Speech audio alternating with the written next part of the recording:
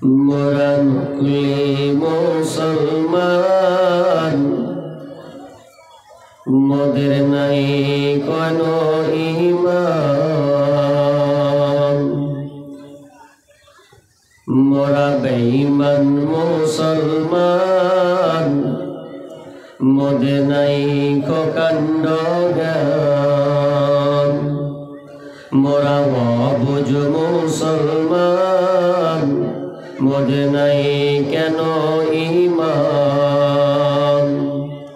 যুগের গাওয়াই বিলিয়ে দিলাম, যুগের গাওয়াই বিলিয়ে দিলাম, মোদের পরিণাম। মোরা নাদান মুসলমান, মোদের নাই কেন ঈমান। মোরা ভোলা মুসলমান, মোদের নাই কেন ঈমান। মাস গেল তোর বছর গেল, কি আছে বাকি? সবাই মিলে বল না তোরা, নামাজ রোজা ধরেছি। মাস গেল তোর বছর গেল, কি আছে বাকি? সবাই মিলে বল না তোরা, নামাজ রোজা ধরেছি। আধুনিকতায় ভুলে গেলাম, মডার্নিং যুগে ভুলে গেলাম, মোদের পরিণাম। মোরা বেঈমান মুসলমান, মোদের নাই কেন ঈমান। মোরা ভোলা মুসলমান, মোদের নাই কাণ্ড জ্ঞান।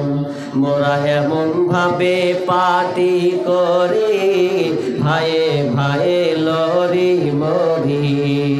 মোরা এমন ভাবে দান করি, ভাইয়ে ভাইয়ে লরি মরি।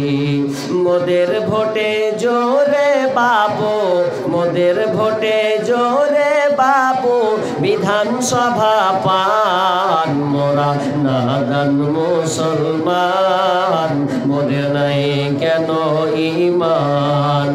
মোরা অবুঝ মুসলমান, মোদের নাই কাণ্ড জ্ঞান। যুগের হাওয়ায় বিলিয়ে দিলাম, যুগের হাওয়ায় উড়িয়ে দিলাম, মোদের পরিণাম। মোরা নাদান মুসলমান, মোদের নাই কেন ঈমান। মোরা ভোলা মুসলমান, মোদের নাই কাণ্ড জ্ঞান। পার্টির যখন মিছিল হয়, আল্লাহ বলে রই না ভয়। পার্টির যখন মিছিল হয়, আল্লাহ বলে রই না ভয়। চাকরি পাবার লোভে পড়ে, ও চাকরি পাবার লোভে পড়ে, বলি বন্দে মাতারাম। মোরা মুশরিক মুসলমান, মোদের নাই কেন ঈমান। মোরা নাদান মুসলমান, মোদের নাই কাণ্ড জ্ঞান। পার্লামেন্টের মেম্বারেরা আইন তৈরি করে তারা, পার্লামেন্টের মেম্বারেরা আইন তৈরি করে তারা। তাদের হাতে জবাই হলো, তাদের হাতে কুরবানি হলো পবিত্র আল কোরআন। মোরা বেঈমান মুসলমান, মোদের নাই কেন ঈমান। মোরা নাদান মুসলমান, মোদের নাই কাণ্ড জ্ঞান। যুগের হাওয়ায় বিলিয়ে দিলাম, যুগের হাওয়ায় উড়িয়ে দিলাম, মোদের পরিণাম। মোরা নাদান মুসলমান, মোদের নাই কেন ঈমান।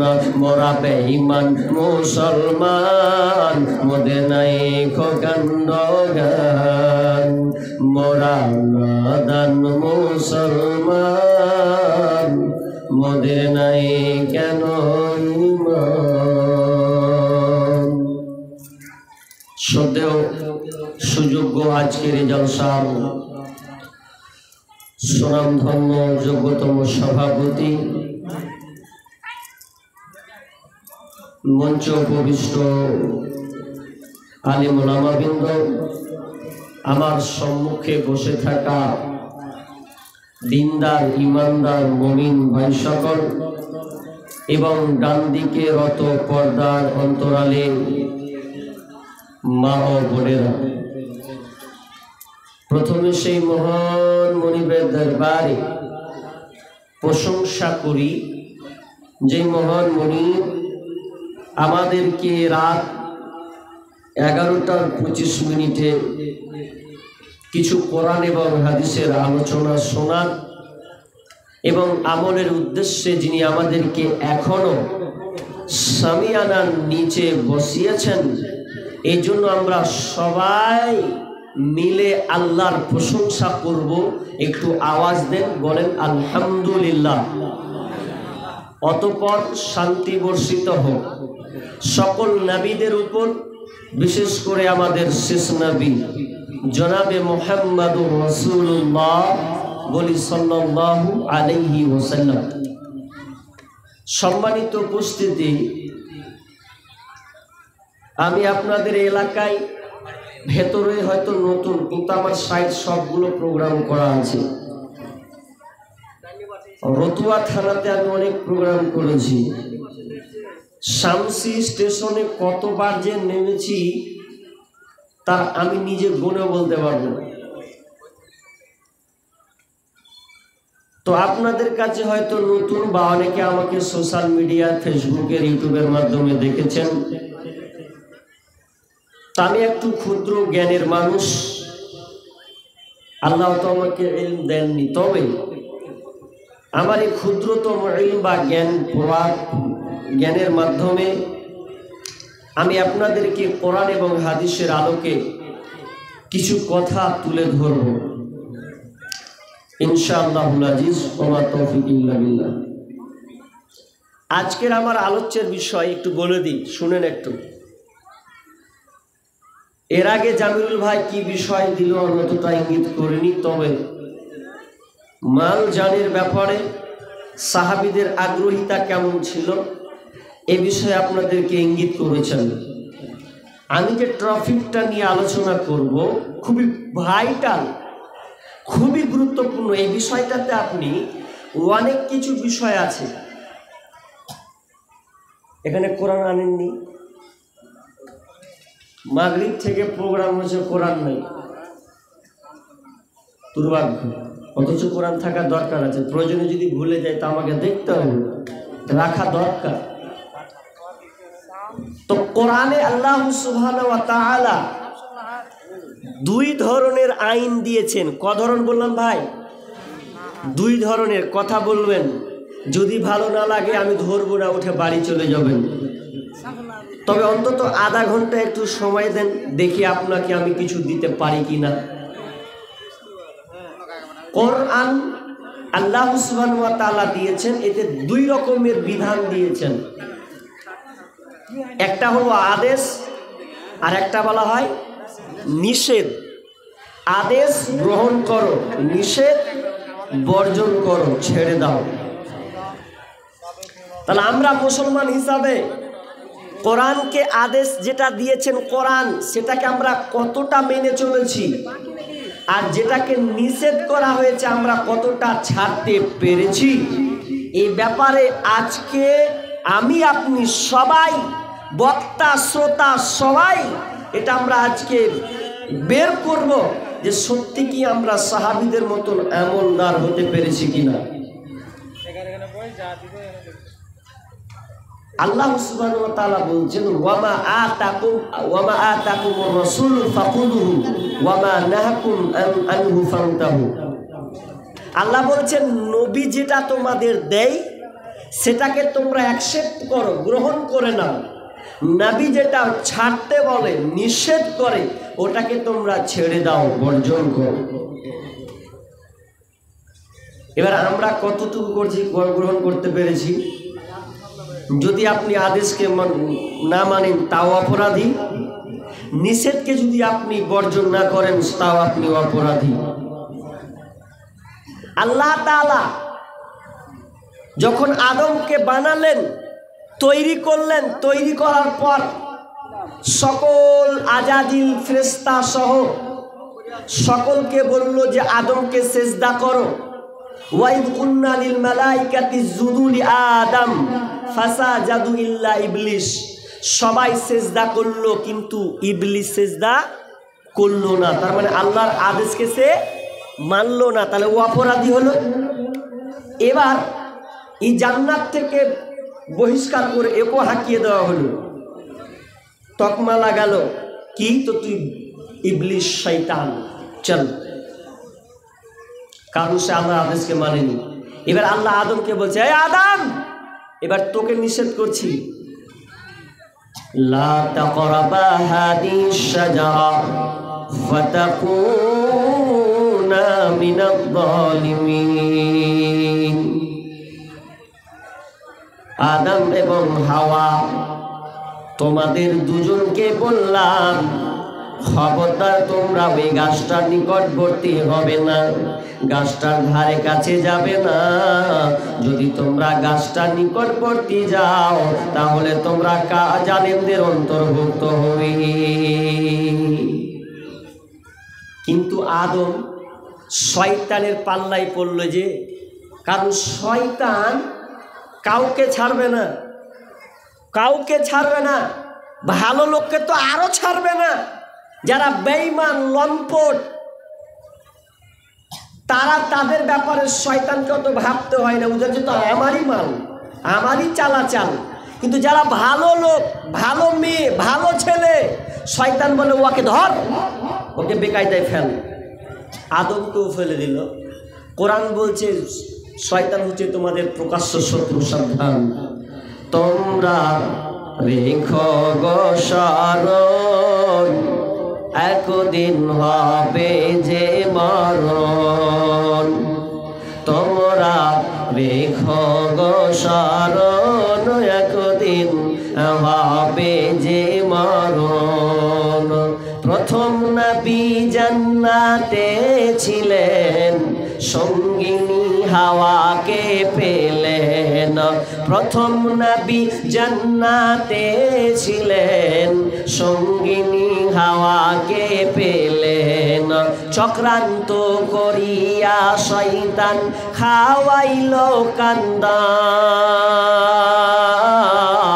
তোমরা রেখো গো শরণ, একদিন হবে যে মরণ। তোমরা রেখো গো শরণ, একদিন হবে যে মরণ। ইব্রাহিম নবী ছিলেন, কুরবানির আদেশ পাইলেন। ইব্রাহিম নবী ছিলেন, কুরবানির আদেশ পাইলেন। আরাফাতে যাবার পথে ধোঁকা দেই শয়তান। তোমরা রেখো গো শরণ, একদিন হবে যে মরণ। তোমরা রেখো গো শরণ, একদিন হবে যে মরণ। শয়তানকে পাথর মারিল, আরাফাতে হাজির হলো। ওর শয়তানকে পাথর মারিল, আরাফাতে হাজির হলো। ইসমাইলের পরিবর্তে দুম্বা হয় কুরবান। তোমরা রেখো গো শরণ, একদিন হবে যে মরণ। তোমরা রেখো গো শরণ, একদিন হবে যে মরণ। আদম এবং হাওয়াকে আল্লাহ সুবহানাহু ওয়া তাআলা বললেন, আদম লা তাকরাবা হাদিহিস শাজারা, ওই যে গাছটা দেখছো এই গাছটা নিকটবর্তী হবে না, যদি যাও ফাতাকুনা মিনাল যালিমিন, তাহলে তুমি জালেমদের অন্তর্ভুক্ত হয়ে যাবে। যখনই শয়তান আপনার কিনা প্রচলনা দিল, তখন আদম আর হাওয়া তারা দুজনে গিয়ে জান্নাতি ওই গাছের ফল খেয়ে ফেলল।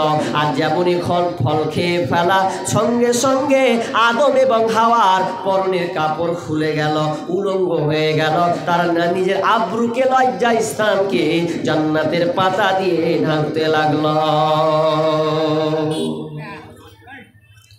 অপরাধ, দুজনে অপরাধ করেছে। অপরাধ, এদিকে আদমও অপরাধ করলো, এদিকে ইবলিসও অপরাধ করেছে। কেমন? আদম আর হাওয়াকে বলল যে নিষেধ, গাছটা নিকট যাবে না, চলে গেল, অপরাধী হয়নি?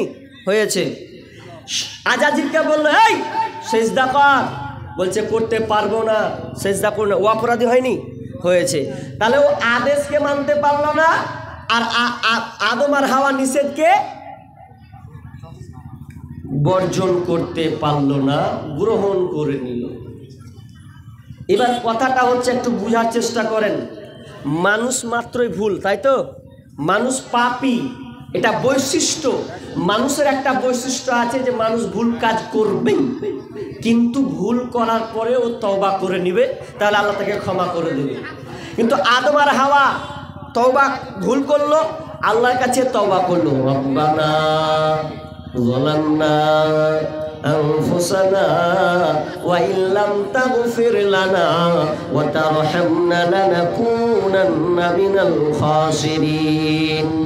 এই দোয়া বারবার আল্লাহর কাছে পড়তে আছে। মাবুদ রব্বানা, হে আমার রব, যালামনা, জুলুম করেছি মাবুদ রে, রব্বানা যালামনা আনফুসানা, হে আমার রব, আমরা নিজের প্রতি জুলুম বিচার অন্যায় করেছি, তুমি আমাদেরকে মাফ করে দাও। আমরা যদি ভুল করার পরে যদি আল্লাহর কাছে স্যালেন্ডার হয়, ক্ষমা চাই, তো আল্লাহ ক্ষমা করে দিবেন। একজন দার্শনিক বলছে, ভুল করা মানুষ গুনাহ করার পর, পাপ করার পর জাহান্নামে যাবে না। মানুষ কোনোদিন পাপ করার পর জাহান্নামে যাবে না, মানুষ গুনাহ করার পর জাহান্নামে যাবে না। তো মানুষ কেন জাহান্নামে যাবে? মানুষ গুনাহ করার পর তওবা না করার কারণে সে জাহান্নামে যাবে। পাপ করলো, পাপ করার পর যদি সে তওবা না করে, তাহলে আল্লাহ ওকে জাহান্নাম দিয়ে দেবে। আর বান্দা যদি বলে আমার ভুল হয়েছে, আল্লাহ তুমি আমাকে ক্ষমা করে দাও, তাহলে ওই বান্দা আর জাহান্নামে যাবে না। কিন্তু আমরা মানুষ যে লয়, মানুষ থেকে অমানুষ হয়ে গেছি। মানুষ থেকে অমানুষ না তো কি? আজকে যদি মানুষ প্রকৃত মানুষ হতো, তাহলে এই যে মজলিসটা, যত গ্রামের লোক আছে সবাই আজকে অ্যাট্রাকশন হতো, সবাই বসতো, এই জায়গা আপনি দিতে পারতেন না। অথচ মেলাওয়ালাকে বলা হয়নি, আরে ভাই জালসা আছে, তুই তোর পটলি বেঁধে নিয়ে আসিস, বলা হয়েছিল? ওকে বলতে হয়নি, শালা ঠিক চলেছে, যে বিক্রি করবই, ওকে বলতে হয়নি। আর ভালো করার জন্যে ইনভাইট করা হয়েছে, বক্তা আনা হয়েছে। প্রকৃত মানুষ নেই। কই মানুষ দেখান আমাকে।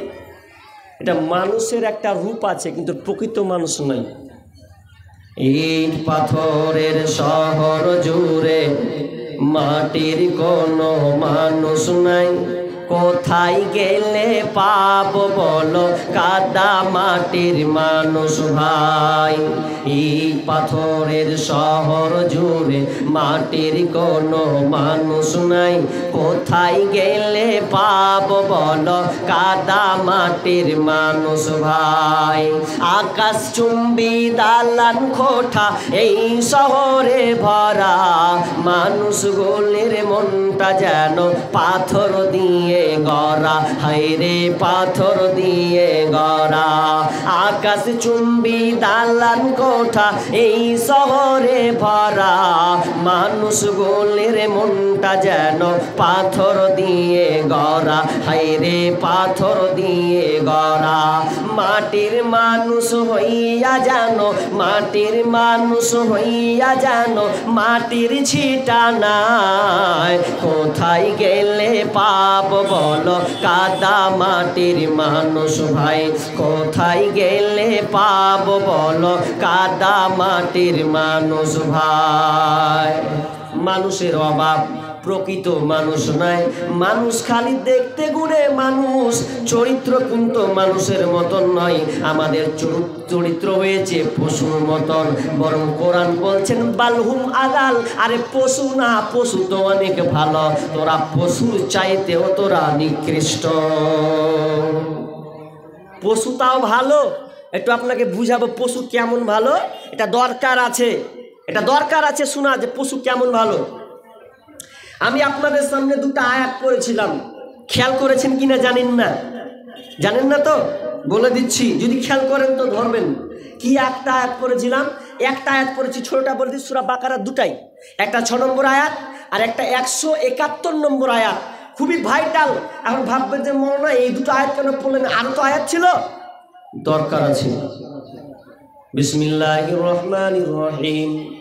ইন্নাল্লাযীনা কাফারু সাওয়াউন আলাইহিম আআনযারতাহুম আম লাম তুনযিরহুম লা ইউমিনুন। আল্লাহ নবীকে বলছেন, নবী ওই কাফেরদেরকে আপনি বলেন বা না বলেন, ওদেরকে সতর্ক করুন বা না করুন, ওকে আপনি যতই বক্তব্য দেন না কেন, যত আপনি ওর সামনে আলোচনা করুন না কেন, ওদের কাছে উভয়টা সমান। ওরা বুঝবে না, ভালো মন্দর পার্থক্য তারা করবে না। একটা আয়াত পড়লাম, তর্জমা করে দিলাম।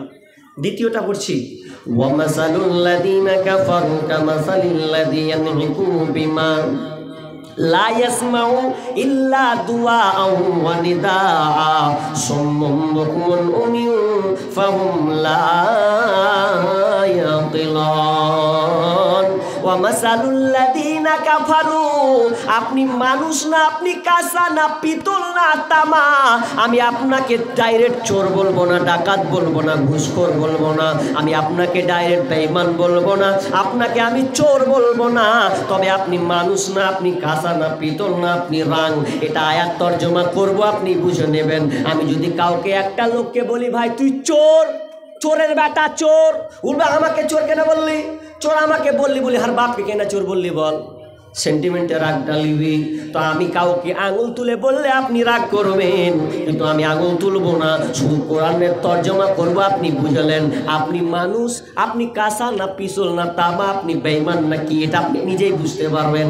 আল্লাহ বলছেন ওয়ামাসালুল লাযীনা কাফারু কামাসালিল লাযী ইয়ানহিকু বিমা লা ইয়াসমাউ ইল্লা দুআআন ওয়া নিদাআ সুম্মুম বুকমুন উমিয়ুন ফাহুম লা ইয়াকিলুন। কাফেরদের মিসাল, কাফেরদের নিদর্শন হচ্ছে ওই লোকেদের মতন যারা অবিশ্বাস করেছে, তাদের মিসাল ওদের মতন যে মালিক তা, পোকা ঢুকছে তো মুখে ফাটাম করে ঢুকছে রে ভাই। যেই মালিক তার পশুকে ডাকলো, পশুকে হাক মারে, কিন্তু পশু হাক মারা সে কিছু বুঝতে পারে না, কারণ সে অন্ধ, বধির, বোবা, অন্ধ। এই জন্য আল্লাহ কোরআন বলছেন ফাহুম লা ইয়াকিলুন, এদের মধ্যে পার্থক্য আছে, যেটা বুঝতে পারবে না। মানুষকে আল্লাহ বোধ শক্তি দিয়েছে, পশুকে কিন্তু বোধ ক্ষমতা দেয়নি। রাখাল বুঝেন তো, রাখাল বুঝেন? রাখাল, হ্যাঁ হু না দিবেন ভাই। রাখালের কাজ কি বলেন তো দেখি? কি ছাগল গরু চড়া নাকি না মানুষ চড়ায়? ছাগল বকরি, তাই তো? এই যখন ছাগল বকরি চড়ায় তো পশু মাঠে নিয়ে যায়, ঘাস খায়, তাই তো? আর তো কোনো কাজ নেই। এবার ওই পশুটা যদি ধরেন খেতে খেতে খেতে খেতে খেতে খেতে খেতে খেতে খেতে খেতে সারা আব্দুর রহমানের ভুঁয়ে ঢুকে গেল ফসলের দিকে, টমেটো বুনা আছে, বেগুন আছে, আর কিছু আছে, বাঁধাকপি আছে, তো যদি ছাগলটা ঢুকবে এটা স্বাভাবিক, বেড়া না থাকলে ঢুকবে না, ওদের ঢুকতে ঢুকতে। আর ছাগল এমনই জাত, ভালো মানুষকেও খারাপ মানুষ বানিয়ে দেবে। ছাগল এমনই একটা জাত, ভালো মানুষের ইজ্জত রাখবে না ও, এমনই ছাগল। তবু ছাগল যখন ঢুকেছে, রাখাল দূর থেকে দেখছে, তো রাখাল কইছে হ্যাঁ ভাই শালা বকরিটা কেমন করতে লাগলো রে। চড়তে চড়তে আব্দুর রহমান ঢুকেছে, আর আপনার দূরে আছে, অনেকক্ষণ দূরে লাঠিলে বসে আছে, গাছের ছায়াতে রোদ হয়েছে, চড়ছে খাচ্ছে। যখন বাম ডান দিকে মেরে দিয়েছে আব্দুর রহমানের ভুঁয়ে, তো বুঝে ঘুরলে এরকম করে হাঁক মারছে ছাগলটাকেও। আচ্ছা বলেন ছাগলটা ঘুরবে? ওই ঘুর ঘুর ঘুর ঘুরবে জি? তো ঘুরবে না, ঘোড়া ডিমা আরও খাবে ও বেশি করে। যতক্ষণ লাঠি না ছুটবে ততক্ষণ ঘুরবে না ও।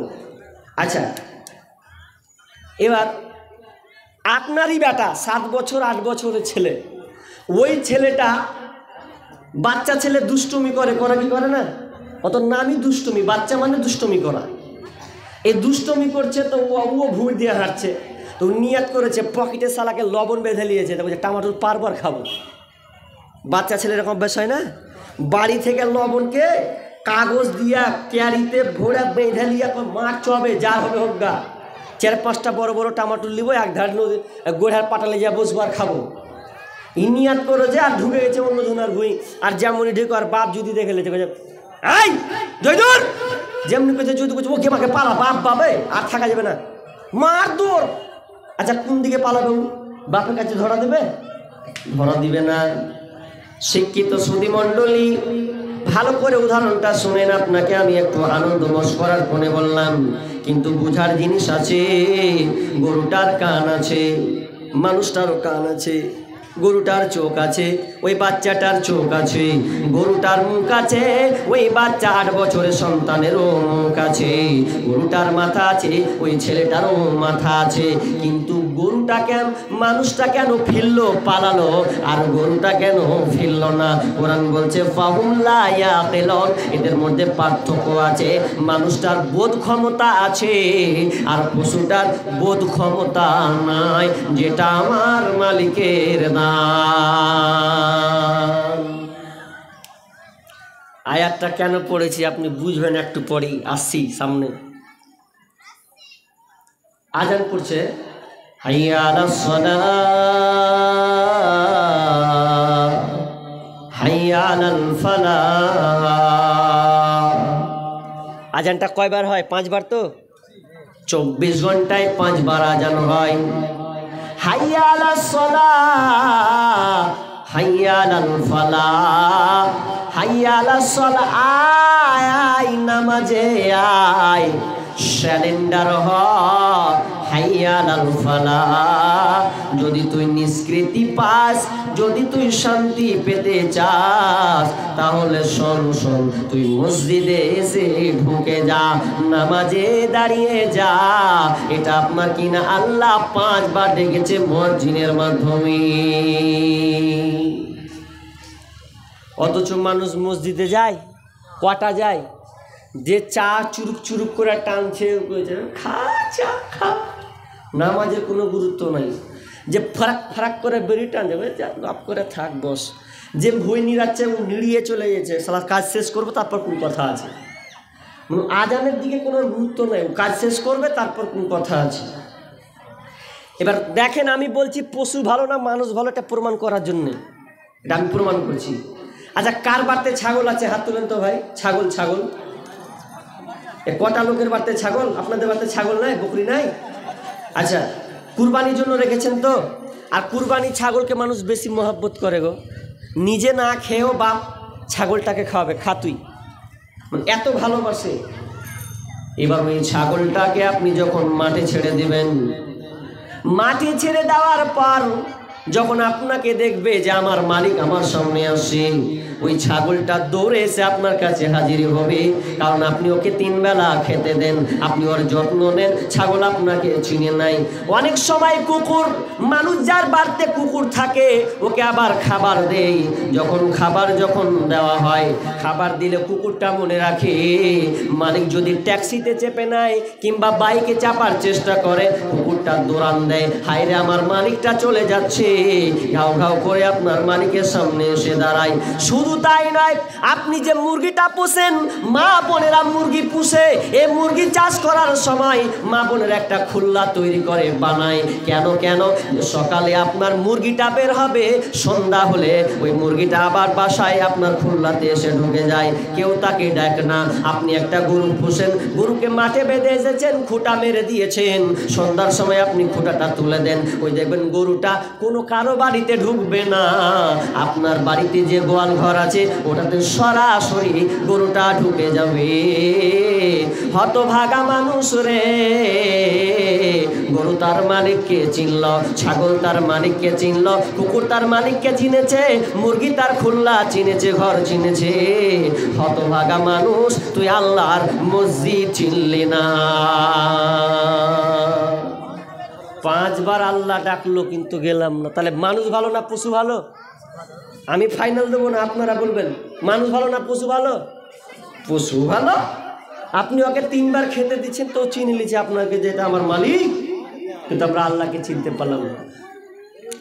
তাহলে আমি যে আয়াতটা পড়লাম, এই আয়াতটা পড়ার মূল সারাংশ হচ্ছে, মূল কারণ হচ্ছে যে আমাদের ঈমান কোথায়, সাহাবীদের ঈমান কেমন ছিল আর আমাদের ঈমান কেমন? কই, ঈমান তো আমাদের নেই। একটা ঘটনা বলছি, ধ্যান দিয়ে শুনতে হবে। এটা এই ঘটনা আপনি সব আলেমের কাছে পাবেন না, এটা আমাকে তদন্ত করে বলতে হয়, সব আলেমের কাছে পাবেন না। উরওয়া বিন জুবায়ের, এটা হচ্ছে একজন তাবেঈ সাহাব, কে বলছেন সাহাবী, কিন্তু আমি যেটা পেয়েছি প্রমাণ তাবেঈ। উরওয়া বিন জুবায়ের রাজার সঙ্গে দেখা করতে যাবেন, রাজার কাছে দেখা করতে যাবে, তো রাজাকে যখন দেখা করতে যাচ্ছে তো বেটাকে বেঁধে নিলে, বেটা চ ঘোড়াতে চাপ। আগে মানুষ ঘোড়াতে চাপতো, তো ঘোড়াতে চেপে চলে যাচ্ছে, তো চাপতে চাপতে চাপতে এবার ঘোড়াতে চেপেছে, সাওয়ারি দিয়েছে, চড়তে চড়তে চড়তে চড়তে বেটা এক সময় ওপর থেকে পড়ে গেছে, আর যেমনি পড়া ঘোড়ার পায়ে পিষ্ট হয়ে বাচ্চা মরে গেল। বাপের সামনে বেটা মরল ঘোড়ার পায়ে পিষ্ট হয়ে। এবার উরওয়া বিন জুবায়ের সন্তানকে নিয়ে কবরস্থানে যাবেন দাফন কাফন করার জন্যে, দাফন করা হবে। এবার বেটাকে নিয়ে চলে গেলেন, 8-9 বছরের সন্তান। এই সন্তানকে যখন কবরস্থান নিয়ে গেলেন দাফন করার জন্যে, দাফন করা হলো, জানাজা হলো, দাফন কমপ্লিট হলো, সময়টা হলো রাত্রি, কোনো দিন নয়, রাত্রির সময়। উরওয়া বিন জুবায়ের সমাপ্তি দিয়ে বাড়ি দিকে ঢুকবেন, কবরস্থানে আছেন, আর অনেক কবরস্থান পুরানো থাকে, অনেক 1 বছর 2 বছর 5 বছর ধরে ফুটা হয়ে যায়। তো উরওয়া বিন জুবায়ের যখন বাড়ি ফিরছেন তখন একটা আপনার কিনা পুরাতন কবর ছিল, তিনি আধারে খেয়াল করতে পারেননি। ওই পুরাতন কবরে যেমন পা ঢুকে যাওয়া, পাটার সঙ্গে সঙ্গে পাটাং করে ভেঙে গেল। ইন্নালিল্লাহ, বিপদের উপরে বিপদ। এক তো বেটা গেল, ঘোড়া পিষ্ট হয়ে মরল, আমার পাও গেল, বিপদের উপরে বিপদ। আমরা হলে কি করতাম, হাই হুতাশ হয়ে যেতাম যে আমার বেটাকে চোখের সামনে নিলে আমার পাটাও ভেঙে গেল। কত আশ্চর্য ঘটনা আছে, আপনার চোখ দিয়ে পানি আসবে। এ উরওয়া বিন জুবায়ের পা ভেঙে গেছে, ছটপট করছে, ব্যথায় থাকতে পারছেন না, এত ব্যথা। এবার ওই পাটার জন্য ডাক্তারের কাছে যেতে হবে। এখন 2024 সাল তো নয় যে আপনাকে অপারেশন করে দিবে, অভ্যাস করে দেবে, আপনি বুঝতে পারবেন না, এমনটা নয়। সেই সময় কোনো অপারেশনের কোনো এরকম সমাধান ছিল না। সেই সময় জানেন অপারেশনটা কত খাতারনাক ছিল বন্ধুরে। উরওয়া বিন জুবায়ের যখন ডাক্তারের কাছে দেখা করতে গেলেন, ডাক্তারের কাছে দেখা করার সময় বলছেন, ডাক্তার মশাই দেখেন আমার পাটা কি করা যায়।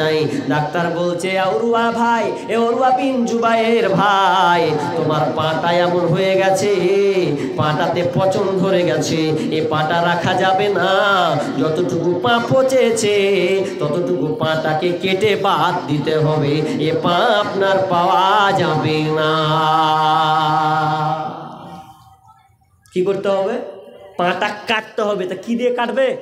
করাত দিয়ে। করাত বুঝেন তো? আড়ি বলে না, মানে যেটাকে একবারে ওই কি কাঠগুলো কাটে আগেকার, খাসাং খাসাং খাসাং, মানে ওই রকম করাত দিয়ে এখন পাটাকে হাড্ডি ও করে কাটে ছুটিয়ে দিবে। ডাক্তার বলছে তোমার পা অপারেশন হবে। অপারেশন কেমন, তো করার দিয়ে কেটে দিতে হবে। কাটার সময় বলছে অরুয়া ভাই, তাহলে তো তোমাকে একটা কাজ করতে হবে, কিছুটা মদ পান করতে হবে। মদ পান করলে তোমার মন বিকৃতি ঘটবে, তুমি আর হুঁশের মধ্যে থাকবে না, বা মানে মাতাল অবস্থায় থাকবে, আর তুমি ব্যথাটা টের পাবে না। অতএব ডাক্তারিরা যদি চিকিৎসা করতো আগেকার যুগে, তো মানুষকে মদ পান করাতো। যদি কোনো অপারেশন, বড় অপারেশন হয়, তো অরুয়াকে বলছেন আপনি সামান্য মদ পান করে এলেন, আপনার পাটাকে এখন বাদ দেওয়া হবে। অরুয়া বিন জুবায়ের বলছেন ডাক্তার, না না না না, আমি কখনো আমি নাপাক নিতে পারবো না, আমি কখনো আমি মদ পান করতে পারবো না, আমার দ্বারা সম্ভব নয়। আমি এই পবিত্র জবানে আমি আল্লাহকে ডাকি, আমি আল্লাহর তাসবিহ তাহলিল করি, আমি ওই তোরা এই মুখ দিয়ে আমি কোরআন তেলাওয়াত করি, আমি কেমন করে এই মদটা আমি খাবো এটা আমার মাথায় বেরেনে ধরে না, ওতে আমি পান করব না। ডাক্তার বলছে যদি আপনি পান না করেন, তাহলে তো আপনি বিষের জ্বালায় আপনি ছটপট করবেন। বলছে ওই ভালো, কিন্তু আমি ছটপট করব ওটাই ভালো, কিন্তু আমি মুখে মদ নেব না। কাটো, আমি দেখতে আছি। এবার পাটা যখন কাটছে, পা যখন কাটা শুরু করেছে, হায় রে যন্ত্রণা, ব্যথা, ছটপটে ব্যথা শুরু হয়ে গেছে। এত ছটপট ছটপট করছে। ইন্না লিল্লাহি ওয়া ইন্না ইলাইহি রাজিউন বারবার বারবার পড়ছে, আল্লাহর তাসবিহ তাহলিল করতে আছে। পাটা যখন কাটতে কাটতে পা হয়ে গেল, পাটা আলাদা হয়ে গেল। এবার রক্ত ছটপট ছটপট করছে, থাকতে পারছেন না। এবার ডাক্তার বলছে এবার কড়াইকে চাপিয়ে দে আগুনে। আগুনে চাপিয়ে দেওয়ার পর অনেকগুলোকে আপনার চর্বির তেল ঢেলে দেওয়া হলো। তেলটাকে গরম করা হবে, জ্বালানি দিয়ে দাও দাও দাও তপ্ত গরম করা হবে। এতটা গরম করা হবে যে তেলটাকে যখন ছেড়েছে কড়াইয়ের মধ্যে, এবার অরুয়ার পাটাকে নিবেন। পা নেওয়ার পর আপনার তেলে, গরম তেলে তার পাটাকে ডুবানো হবে। কেন ডুবানো হবে? রগগুলো মুছড়ে যাবে, রক্ত পড়া বন্ধ হয়ে যাবে, আর ওখানে পচন ধরবে না। এই জন্য ওই ডাক্তার কি করলো, কড়াইয়ে তেল ঢাললো। তেল ঢালার পর গরম করা হলো, আর গরম করার পরে যখন পাকে যখন ডুবানো হলো, এত গরম তেল, মায়েরা রান্না করতে যায়, অনেক সময় মাছ রান্না করে, মাছ রান্না করতে গিয়ে অনেকটা দূরত্ব বজায় রাখে, আর এই ছিটকানি মারলে শরীর লাগলে থাকা যাবে না। অনেক সময় মা বোন আপনার বাম হাতে কিছু থালা ধরে যাতে আমাকে তেলের গরম ছিটানিটা না পড়ে। কিন্তু দেখেন উরওয়া বিন জুবায়ের অপারেশন চলছে। কেমন অপারেশন? তো গরম গরম তেল তার পাকে ডুবানো হবে, রক্তটা মুচড়ানো হবে, আর রক্তটা পড়া বন্ধ হবে। যখনই উরওয়া বিন জুবায়ের পাকে গরম তেলে ডুবানো হলো, সঙ্গে সঙ্গে উরওয়া বিন জুবায়ের অজ্ঞান হয়ে গেলেন। তার মধ্যে আর কোনো হুঁশ নাই, পুরো অজ্ঞান হয়ে গেছেন। মনে হচ্ছে তিনি মারা যাবেন এমন অবস্থা। অনেকক্ষণ জ্ঞান হয়েছেন, অনেকক্ষণ থেকেছেন। এরপরে যখন তার হুঁশটা ফিরেছে, তখন আত-তাহরিক পত্রিকাতে লিখছেন উরওয়া বিন জুবায়ের হুঁশ ফিরেছিল, উরওয়া বিন জুবায়ের হুঁশ ফিরেছিল। এমন একজন তাবেঈ ছিলেন, এমন একজন ইমানদারওয়ালা ব্যক্তি ছিলেন যে তিনি সেই দিন ফজরের নামাজ পড়তে পারেননি। রাত্রে অপারেশন চলেছে, তো অজ্ঞান হয়ে পড়ে আছে, ফজরের আজান হয়ে গেছে। তো তারা বলছেন যে সেই দিনই তার জীবনে ওই দিনই ফরজ নামাজ ছুটেছে, আর কোনো দিন সে কোনো নামাজই কাজা করেনি। আমরা যে কত কাজা করেছি, আল্লাহ এত জোয়ান শরীর, পাঠানের মতন শরীর করে রেখেছি, নামাজের ধার ধারি না। এবার একটু বুঝার চেষ্টা করেন, ওই সময় মদ পান করা জায়েজ ছিল কি ছিল না? আগেকার যুগে মদ পান করতো, এটা কি ওর শখে? শখ নয়, এটা চিকিৎসা, খাওয়াবে ব্রেন বিকৃত। অথচ উরওয়া বিন জুবায়ের মুখে লিখছেন না। আর আমরা কেমন মুসলমান গো? এখন যদি বলি ভাই আজ থেকে বিড়িটা ছেড়ে দিস রে ভাই, খাস না, যা হলো হলো, তো মনে মনে করবো সারা পয়সা দিয়ে এখন ঠাকি নেছি, এটি ফেল দিব, এটি চলুক আমার। তারপর পরে ভাববো ওই মুসলমান আমরা, তাই তা? ওটাই মুসলমান। চলেন তাহলে ওদের ইমান আর আমাদের ইমান কেমন জি ভাই? যে ওরা সঙ্গে সঙ্গে মেনে নিচ্ছে, কিন্তু আমরা ওটাকে অ্যাকসেপ্ট করতে পারছি না, বর্জন করতে পারছি না। এই নেশা যে কত খারাপ, যারা বিড়ি সিগারেট পান করে ওরা সব জায়গায় পান করে। মদের চাইতে সবচেয়ে খাতারনাক নেশা হচ্ছে বিড়ি, মদের চাইতে, কেন?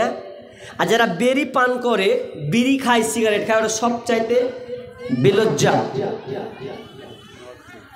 মদ যারা খায় ওরা সব জায়গায় খায় না, ওরা একটা জায়গা ঠিক করে যেখানে খেতে হবে। আর যারা বেরি করে ওদের কোনো লিমিটেড আনলিমিটেড। চায়ের দোকানে, তো চায়ের দোকানে সালাম মৌলবীর সামনে, তো মৌলবীর সামনে চলছে, তো মৌলবী তুই মৌলবী যা, আপনার যা, আমি টেনেছি মানে টেনেছি। এই বেরি ঘরে জ্বালাই, চায়ের দোকানে পর্যন্ত চা খেতে পারি না। এক কাপ চা খাবো আর 10 বার টানা হয়ে যাবে, ধোঁয়া মারা হয়ে যাবে। আল্লাহর কসম বলছি, আমি চায়ের দোকানে চা খাই না, তার কারণ হচ্ছে এই বিড়ি খোরের লেগে। আমাকে ভালো বলেন আর খারাপ বলেন, আমি পাক হালাল জিনিসটা খেতে যাবো তো 5 বার ধোঁয়া মারছে। আচ্ছা, ওই লোকটাকে মানা করতে পারছি? কিছু তো করার না, আবার পয়সাতে হামও খেতে এসছি, তোর মন হলে খান না খা, তুই হাঁট, কিছু করা যাবে না, কিছু করার নাই। এত নেশা খারাপ। অথচ যারা নিয়মিত করে বিড়ি সিগারেট পান করে খায়, বিশ্বনবী বলছেন মুদমিনুল খামরি কাবিদি ওয়াসানিন। এই হাদিসটা শুনে আমাকে গালি দিলে নবীকে গালি দেওয়া হবে। বিশ্বনবী বলছেন মুদমিনুল খামরি কাবিদি ওয়াসানিন, যারা নিয়মিত করে গুল, বিড়ি, সিগারেট, আপনার গুল, তামাক, জর্দা, আপনার যতগুলো পান করে, যারা প্রতিদিন এটাকে রুটিন বানিয়ে নিয়েছে, না হলে তার চলবে না। এই রুটিন যখন বানিয়ে নিয়েছে, বিশ্বনবী বলছেন তোমার বাড়ির পাশে একটা হিন্দু আছে, দাসগুপ্ত সেন মাঝি আছে, ওরা মূর্তি পূজা করে, ওরা মাটি তৈরি করে মূর্তি পূজা করে, ওই মূর্তি পূজা করে যা অপরাধ করে, যারা নেশাদার নিয়মিত করে মুসলমান পান করলো, তাহলে ওর অপরাধ আর তোমার অপরাধ বারাবার সমান, কোনো পার্থক্য নাই। অতএব ওই আপনার দাস সেনগুপ্ত বিচারের মাঠে যে লাইনে উঠবে, যারা নিয়মিত করে গুল সিগারেট পান করে, তারা ওদের কাতারে বিচারের মাঠে উঠবে। ওরা পূজা করে যাওয়া অপরাধী, আপনি বিড়ি সিগারেট খেয়ে তা একই অপরাধী, কোনো পার্থক্য নাই। হাদিসটা কোথায় পাবেন? ইবনে মাজা 3375 নম্বর হাদিস, খুলে নিয়েন, দেখে নিয়েন যে সমান বারাবার অপরাধ। একটা হিন্দু পূজা করে যে অপরাধ করলো, মাটির তৈরি পূজা করে, একটা মুসলমান বিড়ি সিগারেট গুল যত নেশাদার দ্রব্য আছে এগুলো পান করে সে বারাবার অপরাধ করলো, কোনো পার্থক্য নেই। কিন্তু যারা, তবে সমাজে দেখবেন যে মা বোন যারা আছে, ওরা সবচাইতে পারদর্শী হয়েছে গুলের দিক দিয়ে, সবচাইতে পারদর্শী মেয়েরা।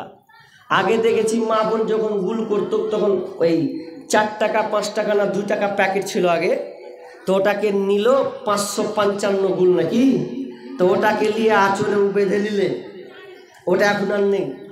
এখন আছে কি, যে কোটা, হজমির কোটা দেখেছেন, হজমির কোটা, ওই হজমির কোটাতে প্যাকেটটা খুললে ঢেলে ভরে দিলে, যা চলে বেঁধে দিলে। তো অনেক মা বোনকে দেখবেন স্টেশনে, বাসে, ট্রেনে, যখন ওয়ার্কের নেশা যেখানে লাগবে ওখানে মারবে। আজকে যেমন আস্তে আস্তে দেখলাম নেশা জেগে গেছে, ওই মহিলা কোটা ভেহিকল নিলে, ঢাক ঢাক ঢাক ঢাক করে ঢেলে দিলে, এখন দাঁত মাজবে, দাঁত পরিষ্কার করবে, এইভাবে নিলে একবার এইদিকে এইদিকে ঘুষছেও, এমন ঘুষছে, এতখানি করে নিয়েছে, মুখটা আল্লাহ দেখা যায়নি, এত কালো হয়েছে, দেখার কথা নয়। গুলে এতটা মেজেছে, তো মাঝতে মাঝতে মাঝতে যখন মুখখানটাকে কালো করে দিয়েছে, দেখবেন যখন ওই মেয়েটা যখন থুতু ফেলে, যখন ওই খারাপ থুতুটা যখন ফেলে, তো দেখবেন বিলের পাছা দিয়ে যতটা খারাপ বের হয় না, ওর মুখ দিয়ে অতটা খারাপ বের হয় না। এটা লক্ষ্য করে দেখবেন ভালো করে। এরপরও মা বোন ছাড়ে না, ও চলতে আছে। আর বাপজি, আপনাদের কথা বলি, আমরা যারা বুল সিগারেট খাচ্ছি, অনেক বাপকে দেখছি নামাজ ধরতে যাচ্ছে, ধরবে নামাজ, আর ওই সময়তে উজু করবে মসজিদে ঢুকে, তো ওখানে বিড়িটা নিলে, মানে গেটে ঢুকবে, এখন তাড়াতাড়ি চারটা পর মেরে দিলে দেখুন মুছে ঢুকালো, একদম ঢুকে উজু ঘনে বসে গেল, আর এত গন্ধ করছে, এই গন্ধ নিয়ে বসে গেল, বলছে বিসমিল্লাহ, গন্ধ এখনো পালায়নি। অনেক বাপজিকে দেখবেন খয়নি লিয়ে আছে এখানে, খয়নিটাকে বের করে দিয়ে বলছে বিসমিল্লাহ। আচ্ছা, যারা খয়নি লেই ওদের কোন আতরে সেন আছে ওদের? আর হাদিসটা আমরা সবাই জানি, কি হাদিস? সবাই, ছোট বড় সবাই, কি যে কাঁচা পেঁয়াজ রসুন খেয়ে মসজিদে যাওয়া যাবে না, নিষেধ। কেন? যে দুর্গন্ধ আছে, আর এই দুর্গন্ধে ফেরেশতা টিকতে পারবে না, আর ফেরেশতা যদি না টিকে তা আপনার দুয়াই কবুল হবে না। তা আপনি বলেন, যদি কাঁচা পেঁয়াজ রসুন খেয়ে যদি আপনাকে মসজিদ বারণ করা হয়, যেটা হালাল জিনিস কিন্তু মসজিদে যাওয়ার জন্য হারাম করে দেওয়া হলো, নামাজ পড়তে যাওয়ার জন্য ওটাকে হারাম করে দেওয়া হলো, তাহলে বন্ধুরে একটু ভাবেন তো, যদি হালালটা জিনিস হারাম হয়ে যায়, আর যেটা হারাম আপনি বিড়ি খেয়ে আপনি গুল করে সঙ্গে সঙ্গে আপনি মসজিদে ঢুকে গেলেন, তাহলে আপনি বলেন যে ওই মুখে আপনি আল্লাহকে ডাকবেন, আলহামদুলিল্লাহি রাব্বিল আলামিন আর রহমানির রহিম মালিকি ইয়াউমিদ্দিন, এ করে আপনি সূরা ফাতিহা পড়বেন, আর কিছু বলবেন। আচ্ছা বলেন তো, ওই দোয়াটা যদি ফেরেশতা আপনার না নেয়, তাহলে আপনার কষ্ট করে নামাজ পড়ে কি লাভ হলো? কত কষ্ট। এটা একটা হলো। নাম্বার 2, আমি আর এর দিকে গেলাম না, খাবেন না খাবেন আপনার ব্যাপার। তবে কথা হলো, যারা এগুলা গুলে আসক্ত, বিড়িতে আসক্ত, এরা সহজে ছাড়তে পারে না। তবে আমি কটা লোক আছেন, এদের মাঝে আমি একটা হাত দেখতে চাই, যে আগে বিড়ি সিগারেট খেয়েছেন এরকম লোক, এখন খান না, এরকম একটা হাত দেখান তো দেখি ভাই। মাশাআল্লাহ, অনেকে হাত তুলেছেন। আল্লাহ তুমি তাদেরকে মাফ করো, আল্লাহ তাদেরকে নেকি দিয়ে দাও, যা করেছে আল্লাহ তুমি তার আগে পাপকে তুমি ক্ষমা করে দাও। দেখেন, তাহলে হাত তুললো কয়েকটা। তাহলে তবে বেশিরভাগ ছাড়তে গিয়ে কষ্ট হয়। আমি আমার গ্রামের কিছু যুবক ছেলেদেরকে আমি যখন পড়াই, এখন সময় পাই না, তো অনেক ছেলেরা নেশাতে আসক্ত ছিল, 24-25 বছরের ছেলে। আমি তাদেরকে পড়াই, তো আরবি শিখতে আসে, তো কেউ দেখছি বিড়ি আসক্ত আছে, কেউ আপনার কি বলে খয়নি, কেউ আছে আপনার তেরেঙ্গা, এরকম আছে। তো আমি বললাম, ভাই তোরা এগুলো ছাড়। বলছে মৌলভী সাহেব ছাড়তে পারি না, মুখ খানটাই কেমন করছে। আমি একটা বুদ্ধি দিন, যে তোর মুখ খানটা যখন ওরকম করছে, তোরা এমপি ভরে লে মুখে, না হয় চকলেট ভর, দেখ কয়েকদিন চলে। বলছে ঠিকই আছে, ওটাই করবো। দেখ 5 দিন ধরে 10 দিন ধরে ওই কে 20 টাকা নিলে চকলেট, আর না হলে এমপি নিলে দিয়ে আপনার চা বেছে চালা, অভ্যাসটা কাটা ওইভাবে। তা আলহামদুলিল্লাহ ওই ছেলেগুলো আর এখন খাচ্ছে না, ছেড়ে দিয়েছেন। আল্লাহ তাদেরকে ক্ষমা করুন, বলুন আমিন। আমি আর নেশার দিকে যাচ্ছি না। এবার চলেন, তাহলে আল্লাহ তাআলা এটা নিষেধ করলেন, এরপরে আমরা সেটাকে ধরতে পারলাম। তাহলে সাহাবীরা কেমন ছিল আর আমাদের ঈমান কেমন, তাহলে আমরা কতটুকু হতে পেরেছি? নাম্বার 2, আল্লাহ সুবহানাহু ওয়া তাআলা বলেছেন, ইয়া আইয়ুহাল্লাযীনা আমানু তাকুল্লাহা ওয়া যারু মা বাকিয়া মিনার রিবা ইন কুনতুম মুমিনিন। যখনই আয়াত নাজিল হলো, আব্বাসীর মতন সাহাবী দৌড়ে এসে বলছেন, ইয়া রাসূলুল্লাহ, আমি সুদের কারবার করতাম, তো আজ থেকে আমি সুদের কারবার করব না। আয়াত আল্লাহ নাজিল করে দিলেন, তো ইয়া রাসূলুল্লাহ, আমি গরিবদেরকে সুদ দিতাম, অনেক বিনিময়ে সুদ দিতাম, আপনার লেনদেন করেছি, কিছু টাকা দিব কিছু টাকা নিব, এটা যখন আপনি লেনদেন করেছি, যখন আয়াত নাজিল হয়েছে, ইয়া রাসূলুল্লাহ, তো আমি আজ থেকে আর সুদের কারবার করব না। আমি সুদ কারবার করব না, গরিবদেরকে যে আমি মূলধন টাকাটা দিয়েছিলাম, ওই টাকাটা পর্যন্ত আমি মাফ করে দিলাম। আয়াত নাজিল হলো, সাহাবীরা ছেড়ে দিলেন। সুদের কারবার আগে ছিল, যখন আয়াত নাজিল হয়ে গেল, বলছে আজ থেকে আমরা সুদের লেনদেন করব না। তাহলে ওদের ঈমান, ওরা কেমন মুসলমান আর আমরা কেমন মুসলমান বলেন তো? যে দিন দিন সুদ বাড়ছে না কমছে? জি কথা বলেন, বাড়ছে। এমন কোনো বাড়ি নাই, বেশিরভাগ যদি তদন্ত করা হয় তো ধরা যাবে যে বেশিরভাগ বাড়িতে সুদের কারবার আছে। মা বোনতে তো ফের বেশি, ওটাকে বলা হয় বন্ধন লোন, নাকি বন্ধন লোন নয়, ওটা বউ বন্ধক লোন, মানে বউকে বন্ধক দেওয়া। ওই লোনটা ছেলেদেরকে দিবে না, ওটা মেয়ে লাগবে, স্ত্রী লাগবে। মানে তোমার বিবিকে বন্ধক দিয়ে দাও ওই অফিসারের কাছে, এটা হচ্ছে বউ বন্ধক লোন। তো এটা দিয়ে দাও মা বোনরা সব। এর আবার গ্রুপ আছে, গ্রুপ মানে যে ভালো বেটি ছেলে ওকে লিডার বানায়। আপনাদের দিকে আছে গ্রুপ লিডার বানায়, বলছে এ তুই ধরবি আর তোরা গ্রুপ তৈরি করবি। তো এরকম গ্রুপ তৈরি করে ওকে মহিলাদের মধ্যে। তো কেমন করে ফের লোট গালাকে সেটিং করে কেমন করে জানেন? তো একজনে ধরেন একটা খালা বেড়ি বাঁধতে বসেছে, বেড়ি বাঁধছেও, এবার বেড়ি বাঁধতে বাঁধতে বাঁধতে বাঁধতে মাথায় কাপড় নেই, মাথায় কাপড় দিয়ে আছে। এবার মাথায় কাপড় যখন দিয়ে আছে তো কানটা মানে ওর কাপড় খানটা কানটা বেহিরা আছে।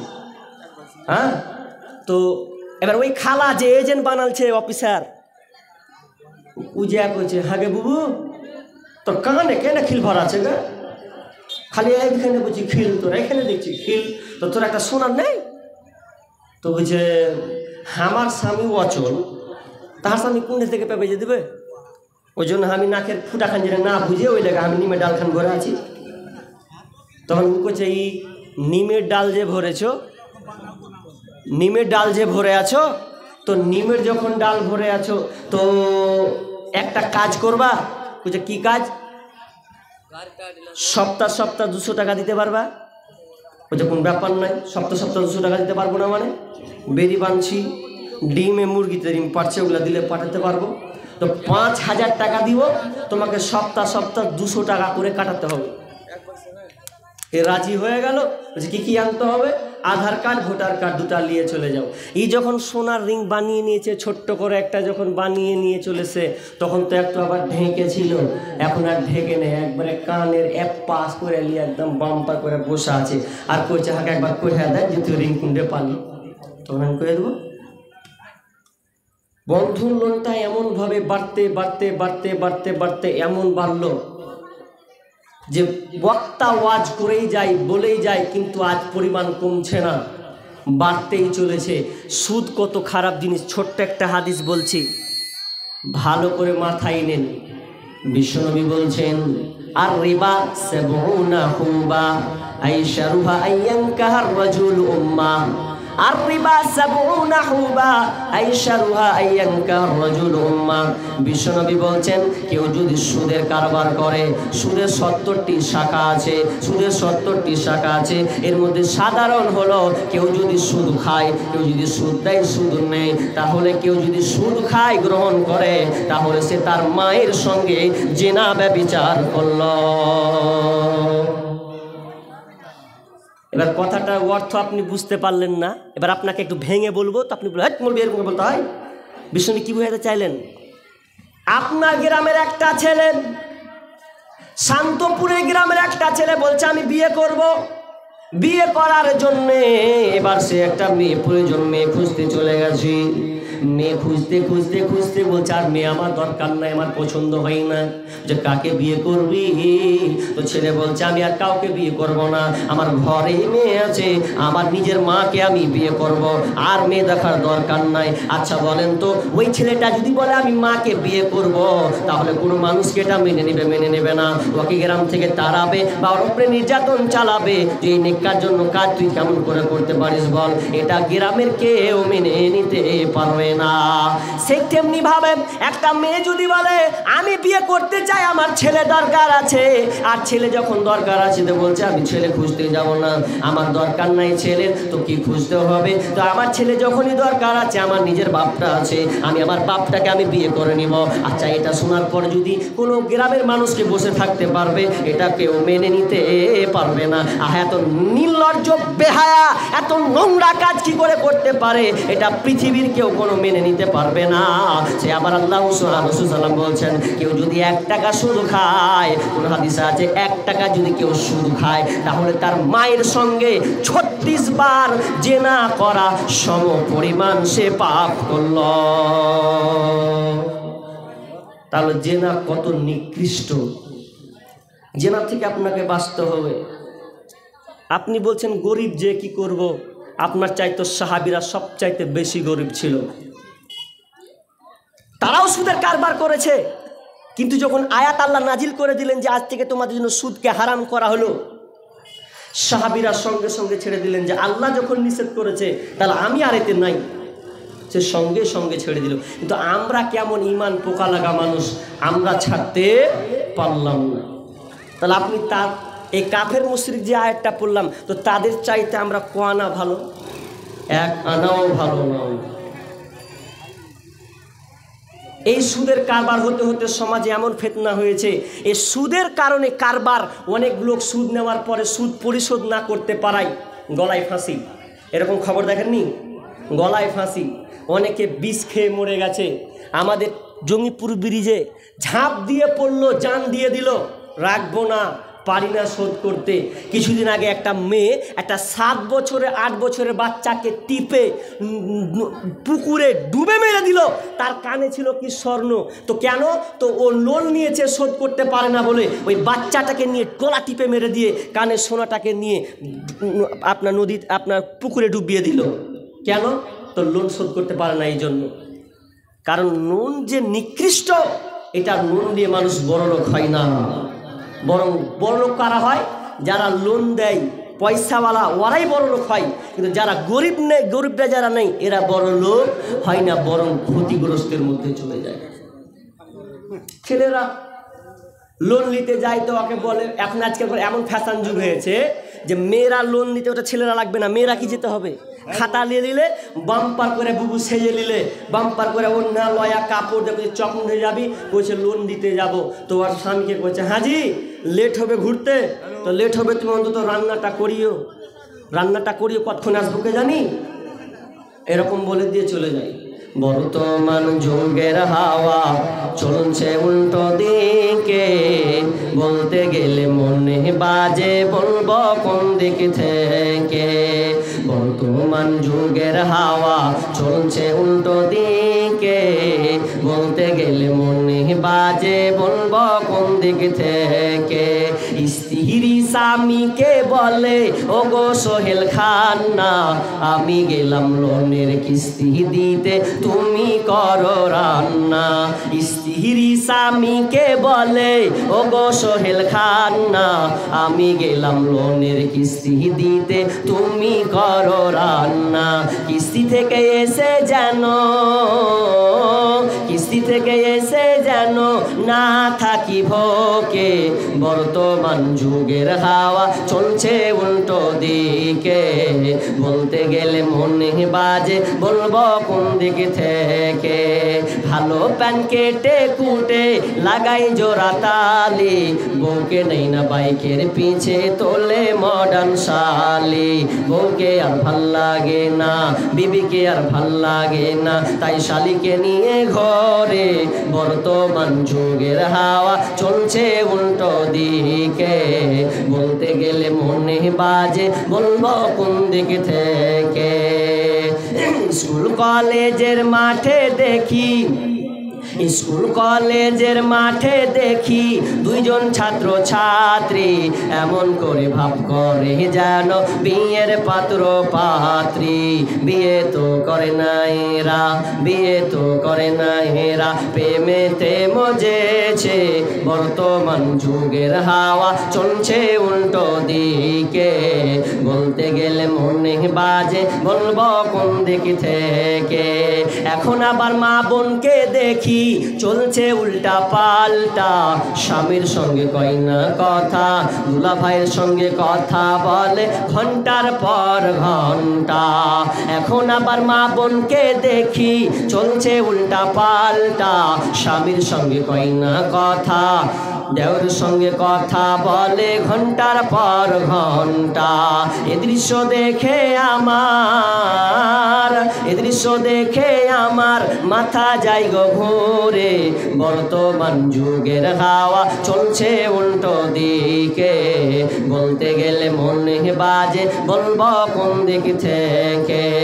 বর্তমান যুগের হাওয়া চলছে উল্টো দিকে, বলতে গেলে মনে বাজে বলবো কোন দিক থেকে। তাহলে সুদ কারবার আমাদেরকে ছেড়ে দিতে হবে। তাহলে যদি আমরা এক মুঠো ভাত খাই, যদি সুদ মুক্ত জীবন যাপন করতে পারি, তাহলে আমাদের আল্লাহ সুবহানাহু ওয়া তাআলা ইবাদত কবুল করবেন। আর ইবাদত কবুল হলে আমরা জান্নাতি হতে পারবো, নচেত আমাদের দ্বারা সম্ভব নয়। তাহলে আল্লাহ তাআলা এটা নিষেধ করলেন, নিষেধ। যারা তোমরা ঈমানদার, যারা তোমরা মুসলমান বলে দাবি করছো, কিন্তু আজকে আমরা মুসলমান কই, তোমার নাম কি? বলছে আমার নাম নুরুল ইসলাম, মানে ইসলামের নূর আমার কাছে আছে। ওটা কার বাড়ি? তো বলছে ওটা মুসলমানের বাড়ি। কিন্তু মুসলমান বাড়িতে দেখেন হারাম হালাল সব একাকার হয়ে আছে। হ্যালো, এটা বিশেষ সংবাদ। রান্না মাংস 150 টাকা কিলো। এই কত অফার দিবেন? 150 টাকা কিলো। যদি কাউরি নেওয়ার ইচ্ছা থাকে যেতে পারেন। তো অফার বাড়ছে আপনাদের, লাস্টে 100 করে দেবেন নাকি? তাহলে তো সব বসে থাকবে যে 100 হোক তখন যাবো। হ্যাঁ, তো যা হোক, শেষে নিয়ে যায় না, আছে আপনাদের গেলে বাড়ি নিয়ে যায়। তো কি বলছিলাম, এগুলো থেকে আমাদেরকে বাঁচার চেষ্টা করতে হবে। আমি নিষেধটি আজকে ধরেছি, নিষেধটি ধরেছি। নাম্বার 3, আল্লাহ সুবহানাহু ওয়া তাআলা বলছেন ওয়ালা তাকরাবুজ জিনা ইন্নাহু কানা ফাহিশাতাও ওয়া সাআ সাবিলা। হে পৃথিবীর মানুষ, ললা তাকরাবুজ জিনা, তোমরা জিনার নিকটবর্তী হবে না, জিনার কাছে তোমরা যাবে না। এই জিনাটা কত নিকৃষ্ট একটা পথ। যদি কোনো ব্যক্তি জিনার মধ্যে ঢুকে যায়, এতে পা দিয়ে দেয়, তাহলে তার বাঁচার কোনো পথ নাই। জিনা কত নোংরা জিনিস। আল্লাহ তাআলা তো বলতে পারতেন যে তোমরা জিনা করিও না, এ কথা আল্লাহ বলছেন না। আল্লাহ বলছেন লা তাকরাবুজ জিনা, তোমরা জিনার নিকটেই যাবে না, ওর ধারের কাছেই যাবে না, গেলেই বিপদে পড়বে। তার মানে জিনা কত খারাপ জিনিস বন্ধু। কিন্তু আমাদের সমাজে এমন হলো যে বিয়েটা হয়ে গেছে কঠিন। বাপ বেটিকে নিয়ে উতাসে পড়ে যে বেটির বিয়ে দিব কি করে, ভেজালে পড়ে যাচ্ছে, এত টাকা লাগবে। আর জেনাটা হয়ে গেছে সহজ, কারণ প্রত্যেকটা মেয়ের কাছে মোবাইল, অ্যান্ড্রয়েড মোবাইল বেশিরভাগ মেয়ের কাছে দেখতে পাবে। বাপ মা ভালোবাসছে বেটিকে, লে যা চালা, কিন্তু মা বুঝলো না, বাপ বুঝলো না যে দিলের ফলাফল কি দাঁড়াবে। কটা আছে বেঁচে? হাজারে কটা? 20টা। বেশিরভাগ এই ধোঁকাবাজিতে পড়ে আছে। মোবাইল কত নোংরা খারাপ জিনিস, ভালোর চাইতে খারাপ দিকটা বেশি নিয়ে এসেছে। তাহলে জিনা থেকে আমাকে আপনাকে বাঁচতে হবে। কেন? জিনা কত খারাপ, জিনা এত খারাপ, যদি কেউ জিনা ব্যভিচার করে, একটা মেয়ে বিয়ে হয়নি, ওই মেয়েটা জিনা ব্যভিচার করলো, ধরা পড়লো, ধরা যদি পড়ে যায়, সাক্ষী যদি প্রমাণ হয়, তাহলে মেয়েটাকে, ওই ছেলেটাকে 100 বেত্রাঘাত লাগাতে হবে, 100 লাঠি তাকে মারতে হবে। বিয়ের আগে যদি এটা করে, আর যদি বিয়ের পর করে, স্বামী আছে, স্বামী থাকার পর অন্য ছেলের সঙ্গে সে সম্পর্ক করলো, কোরআন বলছে, হাদিস বলছে, ওই মেয়েটার বাঁচার কোনো পথ নাই। ওই মেয়েটাকে রজম করে দিতে হবে, কোনো কাজ হবে না।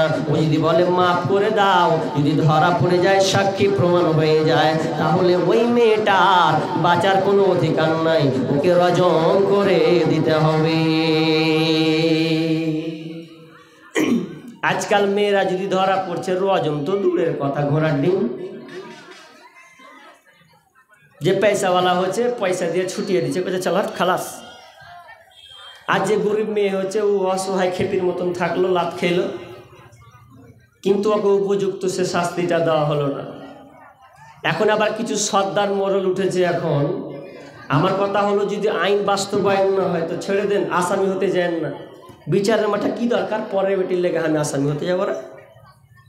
কিন্তু আজকালকার হচ্ছে কি, একটা ছেলেও ধরা পড়লো, একটা মেয়েও ধরা পড়লো, ছেলেও ধরা পড়লো, মেয়েও একসাথে পড়লো একটা ভুঁয়ে, বা দুজনকে যখন ধরে নিয়ে আসে, তো বিচার যারা করছে কেমন করে বিচার করবো, কাকে জরিমানা করবো, এখন তো বুদ্ধি খাটাইতে হবে। দুজনকে আর লাগাবে না, যে কোনো একজনকে মারবে। বুদ্ধি খাটার পর যখন বুদ্ধি খাটাচ্ছে তো বুদ্ধি খাটিয়ে বলছে দোষটা তো চাপাইতে হবে রে ভাই, কোন দিক দিয়ে ঘুরাবো। তাই জন্য বলছে এই মেয়েটা গেল জঙ্গলে তো তুইও ঢুকলি জঙ্গলে, তো তোকে একটা হুঁশ করা দরকার ছিল যে বেটি ছেলে ঢুকলো তো তুই যাস না। তো ওনারা যেন বুঝিস ঠিক ধরেছি রে ভাই, লাইনটা ঠিক ধরেছি, তাহলে এই ছোড়ার দোষ আছে।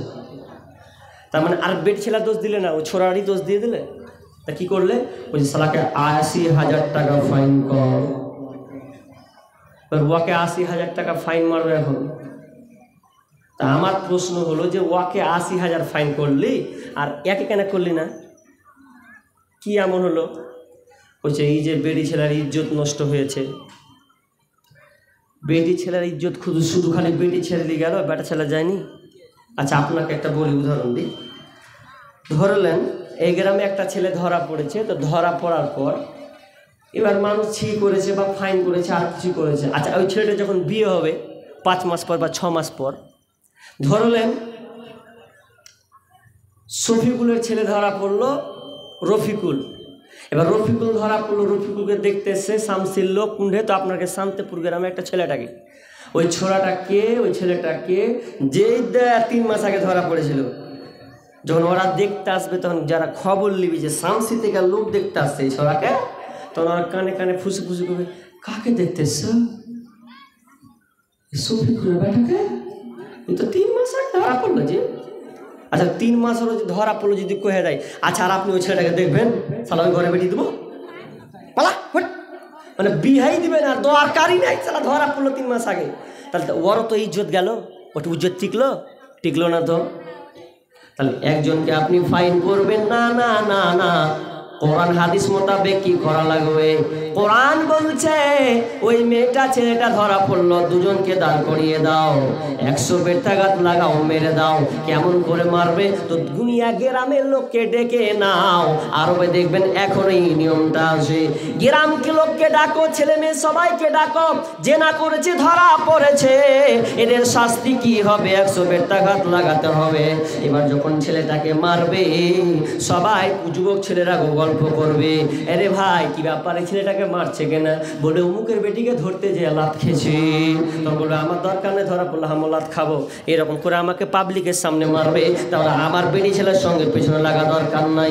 5 জন মেয়ে দাঁড়িয়ে থাকবে, ওরা বান্ধবীতে গল্প করবে, বান্ধবী রে ছেড়ে দে, যদি থাকে একটা ছেলে সম্পর্ক ছেড়ে দে, যদি তুইও ধরা পড়িস তো ওই তোর কুত্তার মতন করে তোকে মারবে, কিছু করার নাই। তখন সবাই ভয় করবে। অথচ দেখবেন আরবের বুকে এখনো ইসলামের আইনটা আছে যে ধরা এখন পর্যন্ত কেসের আসামিগুলো অত কিন্তু পাওয়া যায় না। আমাদের উল্টা চলছে। তাহলে জেনা কত খারাপ জিনিস। আর বিয়ে করার পর যদি ধরা পড়ে তাহলে ওর বাঁচারও কোনো অধিকার নাই, রজম করে দিতে হবে, একে পুরো মেরে দাও, ওর বাঁচারই অধিকার নাই। কারণ স্বামী থাকতে অন্য পর পুরুষের সঙ্গে ঘুমিয়েছে, বাঁচার অধিকার নেই। আজকে আমাদের চলছে সালা উল্টা। কেমন উল্টা? স্বামী আছে বিদেশে, তো বিদেশে যখন আছে এই যখন বাড়ি মানে 1 বছর 2 বছর পর বাড়ি আসে, তো এই বেটি ছেলে আপনার দেওরের সঙ্গে লিঙ্ক লাগিয়ে দিয়েছে। দেওরের সঙ্গে যখন সম্পর্ক হলো, তো এবার যখন স্বামী তো বিদেশে আছে, তখন এর সঙ্গে যখন সম্পর্ক হতে হতে হতে হতে হতে ঘনিষ্ঠ হয়ে গেল, তো হঠাৎ করে মেয়েটা বলছে শুনছো কি? শ্বশুর বলছে শুনছো কি? বলছে আমার বিয়েটা একটু রং, সঠিক জায়গায় বিয়ে হয়নি। তো সঠিক জায়গায় মানে যে তোমার বড় বেটার সাথে আমার বিয়ে দিয়েছো, তো বড় বেটার সাথে আমার পছন্দ হয় না, তোমার ছোট বেটা যেটা আছে দেওর, ওটার সঙ্গে সম্পর্ক, ওকে বিয়ে করবে। এখন ওটার সঙ্গে থাকবে না, ওইটার সঙ্গে থাকবে, আর নিচে বিয়ে করবে। আর কত বেটি ছেলে বলছে আমি তালাক মেরে দিনু, তালাক দিয়ে দিনু। আরে খেপির বেটি খেপি, বেটি ছেলেকে তালাক দিতে হয়, খোলা নিতে হয়, খোলা যে আমি খোলা নিব, খোলা তালাক চাইব। সরাসরি বলছে এক জায়গায় ভগবানগুলাতে ধরা পড়েছে, 2 বছর বিদেশে আছে আর দেওরের সঙ্গে সম্পর্ক করেছে। এই 2 বছর পর যদি বাড়ি এসে সালা বহুও নেই, ছোট ভাইও নেই, হাওয়া কোথায় গেছে? তো খোঁজ দিয়ে যদি দেখছে তো সালা শ্বশুর বাড়িতে ওরা 2 মিলা আছে।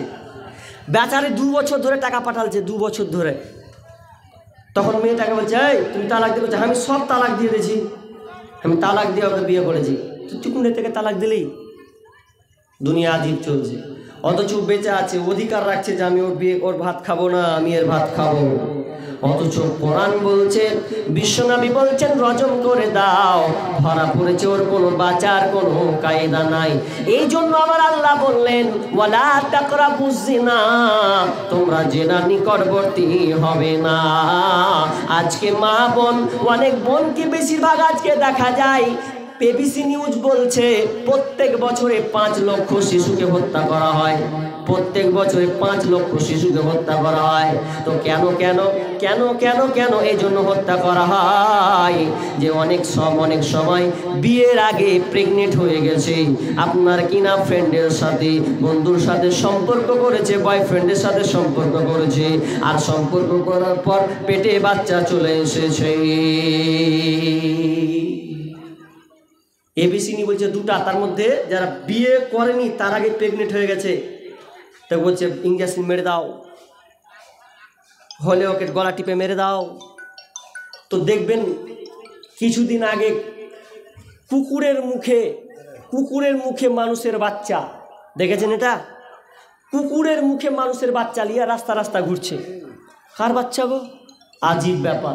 আজকে মা বোন, আমার বোনেরা সম্পর্ক করছে গোপনে গোপনে সম্পর্ক, মাও জানে না, বাপও জানে না। যখন একটা বোন প্রেগনেন্ট হয়েছে তখন মা বলছে, বাপ বলছে, হায় আল্লাহ আমার বেটি কি করলে রে। এখন সে খোঁজ নিচ্ছে, দিয়ে এখন মান ইজ্জত বাঁচাবার জন্য এখন সন্তানকে লাস্টে মেরে ফেলছে। জঙ্গিপুরে একটা মেয়ে কিছুদিন আগে পড়লো ঝাঁপ দিয়ে, তো কেন জিজ্ঞাসা করা হলো যে কেন মেয়েটা পড়লো, তো বলছে পেটে বাচ্চা আছে। ছেলেটা বলেছিল বিয়ে করব, তো বিয়ে না করে আর একজনকে বিয়ে করেছে। এখন অবস্থা খারাপ, এখন মান সম্মান রাখি কোথায়। তো এমন হয়েছে, ভারতের এবিসি নিউজ বলছে যে প্রত্যেক বছরে 5 লক্ষ শিশুকে হত্যা করা হয়। কেন? কেউ বিয়ের পরে ছেলে নিবে না বলে মারে, আবার কেউ বিয়ের আগেই সম্পর্ক করেছে, পেটে বাচ্চা হয়ে গেছে। 10 মিনিটের আবেগ মাগো, 5 মিনিটের মন, কে তুমি মা দেখতে দিলা না এই পৃথিবীর মুখ। জোর করে আসিনি ক তোর শরীরে আমি, পৃথিবীতে নাকি সন্তান হয় মায়ের কাছে দামি। তবে কেন সুখের ভুলে আমায় পেটে নিলা, সুখের শেষে কেটে ছিঁড়ে আমায় ফেলে দিলা। একদিন তুমি আমার কাছে, একদিন তুমি আমার কাছে আসবে ঠিকই মাগো, কি বলবে আল্লাহর কাছে জমা করে রাখো। আমি তো বেঁচে গেছি, আমি তো বেঁচে গেছি, বেঁচে গেল মান, নইলে লোকে বলতো মোরে অবৈধ সন্তান। একটু অবৈধ সুখ পেতে মা, একটু অবৈধ সুখ পেতে মা আমায় পেটে নিলে, কলঙ্কের ভয়ে তুমি আমার ছুঁড়ে ফেলে দিলে। তোমার মাও করতো যদি, তোমার মাও করতো যদি তোমার সাথে এমন, বসতে মাগো সেদিন তুমি মৃত্যুর যন্ত্রণা কেমন। একজন লেখক বলছে বর্তমানে বাচ্চা রাস্তায় পাওয়া যাচ্ছে, আবর্জনাতে পাওয়া যাচ্ছে, অনেকে পুকুরের মুখে বাচ্চা পাওয়া যাচ্ছে। তো কেমন মা তুমি, তোমার কি হুঁশ ছিল না যখন তুমি প্রেমিকের পাল্লায় পড়ে তোমার ইজ্জতটাকে বিক্রি করে দিয়েছো লম্পটের কাছে? সেদিন কি তোমার বিবেচনা আসেনি, তোমার ব্রেনে ঠেলেনি যে আমি যদি মা প্রেগনেন্ট হয়ে যায় তাহলে আবার মান সম্মান কোথা যাবে? আর এখন যে তুমি প্রেগনেন্ট হয়েছো, পেটে তোমার তোমার বাচ্চা এসেছে, এই বাচ্চাটা তোমার কি অপরাধ করলো যে তুমি ওই বাচ্চাটাকে নর্দমায় ফেলে দিলে? কি অপরাধ ছিল মাগো, কি অপরাধ ছিল মাগো, ফেলে গেলি নর্দমায়। অবুঝ বলে কুকুর এখন কামড়ে কামড়ে খাই মাগো, কামড়ে কামড়ে খাই। কি অপরাধ ছিল মাগো, কি অপরাধ ছিল মাগো, ফেলে গেলি নর্দমায়। অবুঝ বলে কুকুর এখন কামড়ে কামড়ে খাই মাগো, কামড়ে কামড়ে খাই। নিজের সুখটাই ভাবুলি রে মা, নিজের সুখটাই ভাবুলি রে মা, আমার কথা ভাবুলি না। জন্ম কেন দিলি রে তুই, আগে কেন বুঝলি না মা, আগে কেন বুঝলি না। অল্প সুখের মোহে ডুবে আল্লি দরার বুকে, তোদের সুখে বলি আমি কুকুর জীবের মুখে রে, কুকুর জীবের মুখে। লোক লজ্জায় ভয়ের মা, লোক লজ্জায় ভয়ের মা, ভুললি আমার কথা, বিনা দোষে করলি দোষী, এই কি মানবতা রে, এই কি মানবতা। আজকে মা সন্তানকে যখন পেটে চলে আসে, কোনো পথ নাই ওই মাটা তখন নিজের জানকে বাঁচানোর জন্যে না হয় নিজে মরছে, না হয় সন্তানকে সে কাতাল করছে। আর ওই সন্তানগুলোকে বিচারের দিন ডাকা হবে, ওয়াইদা মৌদা তুসইলাত বিআইয়ি যামবিন কুতিলাত। বলো তো বাচ্চা, এই ছোট শিশু বলো তো, কেন তোমাকে তোমার মা তোমাকে কাতাল করেছে? যেদিন প্রশ্ন করা হবে ওই কিয়ামতের দিন বিচারের ময়দানে, সেদিন মা তুমি বলো কেমন করে আল্লাহকে জবাব দিবে? শিশু যখন প্রশ্ন করা হবে তখন মা বলো তুমি এই সন্তানকে হত্যা করেছো খাদ্যের অভাবে, কিংবা তুমি সন্তান নেবে না এর ভয়ে। অনেকে আবার আপনার বিয়ের আগে সন্তান নিয়েছ, বলো সন্তানকে তুমি হত্যা করলে আল্লাহকে তুমি কি জবাব দিবে? তাহলে জেনা কত খারাপ। আল্লাহ তাআলা এমনি বললেন যে তুমি জেনার ধারে কাছে যেও না, জেনার যদি ধারে কাছে তুমি চলে যাও আর পা যদি তোমার স্লিপ খেয়ে নেই, তাহলে সহজে ব্যাক আসা অত সহজ নয়। এই জন্য বলছেন যে তোমরা জেনা যেও না। বন্ধু, তোমাকে ছেলে প্রপোজ করেছে, মেয়ে তোমাকে অফার দিয়েছে, এসো আমি তোমার স্বাগতম। বন্ধু তুমি বলে দাও চলে যাও, বাই, তোমার সঙ্গে আমার কোনো সম্পর্ক নেই। বোন তোমাকে বলছি শোনো, তোমাকে যদি কোনো ছেলে আজ প্রপোজ করে থাকে, বলে থাকে যে আমি তোমাকে ভালোবাসি, তাকে বলে দিবে এই ভালোবাসি এটা হচ্ছে নোংরা মোটা কথা, বিয়ের আগে নয়। হিম্মত থাকলে বিয়ে করো, তারপরে বলো ভালোবাসি। কারণ আজকাল মা বোনদেরকে ব্যবহার করা হয়। একজন বক্তা উদাহরণটা দিয়েছেন, তা আমাকে ভালো লেগেছে। বলছে আজকে বর্তমানে ছেলেরা মেয়েদেরকে ব্যবহার করে কেমন, শাল পাতার মতো। শাল পাতা বুঝেন তো, শাল পাতাই খায়, শাল পাতা খায়। তো ওই শাল পাতা যখন মানুষ খায়, তো ওই শাল পাতা যখন ভাত খেয়ে নিল, তো ভাত খাওয়ার পরে শাল পাতা কেউ রাখে না, ফেলে দেয়, ফেলে দেবে। কিন্তু থালাতে, কাঁসার থালাতে, নিকলে থালা যখন ভাত খায়, থালা ফেলে ফেলে না। তো মেয়েদেরকে ওই রকমই ব্যবহার করে ছেলেরা, ওই শাল পাতার মতো ওকে ব্যবহার করলো, ছুঁড়ে ফেলে দিল। ওই জন্য তো আমি কবিতাতে বলেছিলাম যে সাবধান বোন, বেহায়াপনা দিবস নামে চলছে বেঈমানি, হীরার চেয়ে দামি জিনিস হারায় অনেক নারী, দুষ্টু ছেলের মিষ্টি কথায় পরে নারী ফাঁদে, সব হারিয়ে বোনটি আমার বসে বসে কাঁদে। প্রেমের নামে চলছে এখন অশ্লীলতার ছোঁয়া, কতক মনের নারী সম্মান পান্তা ভাতার মোয়া। নারী তুমি সম্মানিতা, সব ঘরেরই আলো, লাগলে ছোঁয়া পঙ্কিলতার জীবন হবে কালো।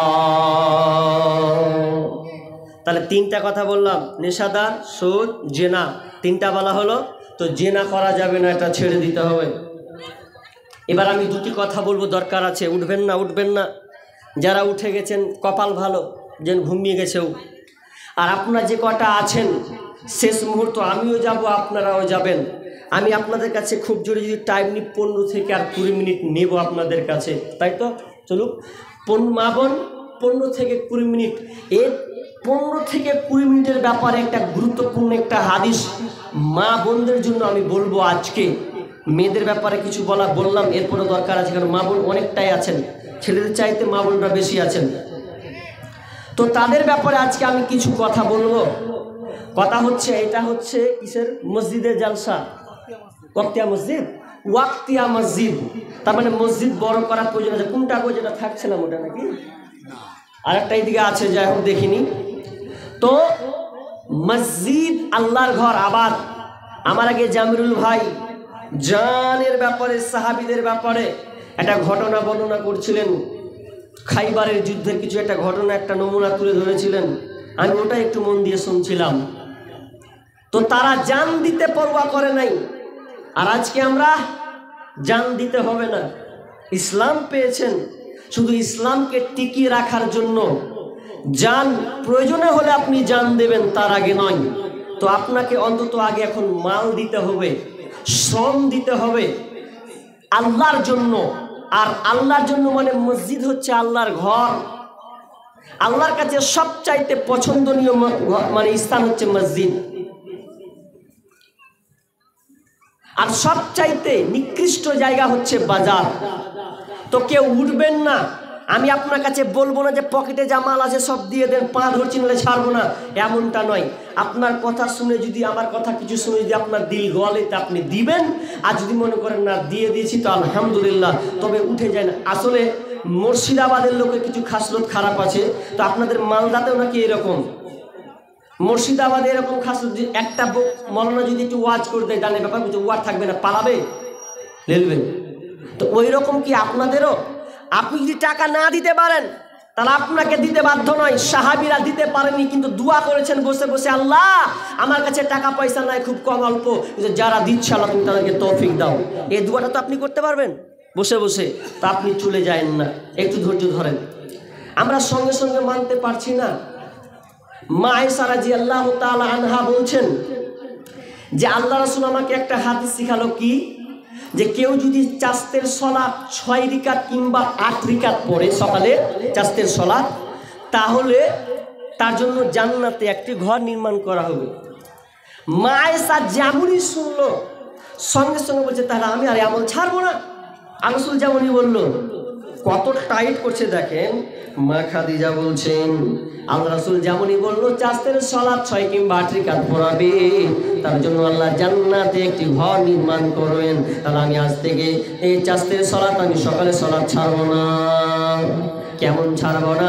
আমি যদি আল্লাহু আকবার বলে তাকবীরে তাহরিমা বলে যদি আমি সূরা ফাতিহা সূরা কোন সূরাতে নতুন সূরাতে ঢুকে যাই, এরপর যদি লোক বলে খাদিজা আয়েশা তোমার আব্বা কবর থেকে জীবিত হলো, তোমার মা কবর থেকে জীবিত হলো, এই কথাও যদি বলে, আমি মা আয়েশা বলছি এরপর আমি নামাজ ছেড়ে দেব না, আমি পিছন দিকে তাকাবো না যতক্ষণ না আমার এই নামাজটা কমপ্লিট না হবে।